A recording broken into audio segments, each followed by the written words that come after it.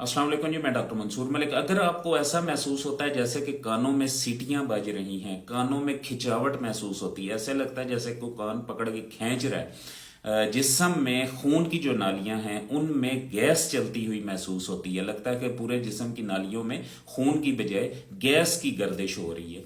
उसके अलावा शोर दिमाग में हथौड़े की तरह लगता है, शोर बिल्कुल बर्दाश्त नहीं होता, तेज रोशनी बर्दाश्त नहीं होती, दिल के मकाम पर सुई सी का चुभन का एहसास होता है, हाथ पांव सुन होना महसूस होते हैं। किसी वक्त लगता है कि बायां बाजू सुन हो रहा है, कभी लगेगा दायां बाजू सुन हो रहा है, कभी लगेगा जी कि टांगे सुन हो रही हैं।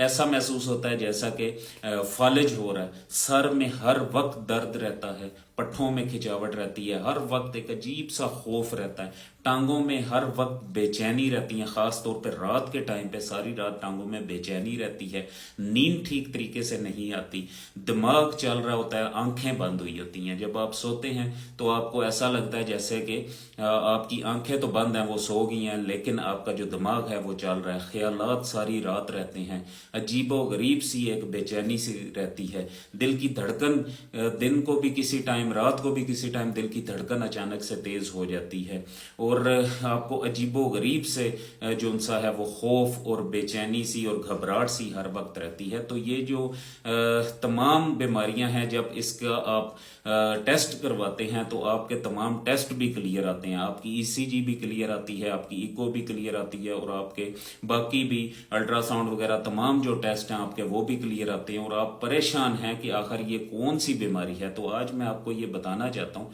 कि इस बीमारी का नाम एंजाइटी है, और एंजाइटी एक दिमागी बीमारी है। दिमागी बीमारी होने की वजह से ही, इस एंजाइटी की वजह से ही बाज औक़ात मैदा भी साथ खराब होता है। तो मरीज ये समझता है कि जी हो सकता है हमारा मैदा खराब है जिसकी वजह से हमें ये सब कुछ हो रहा है, लेकिन ये जो तमाम अलामात मैंने आपको बताई हैं ये एंजाइटी की अलामात हैं, और एंजाइटी एक दिमागी बीमारी है और काबिल इलाज मर्ज है।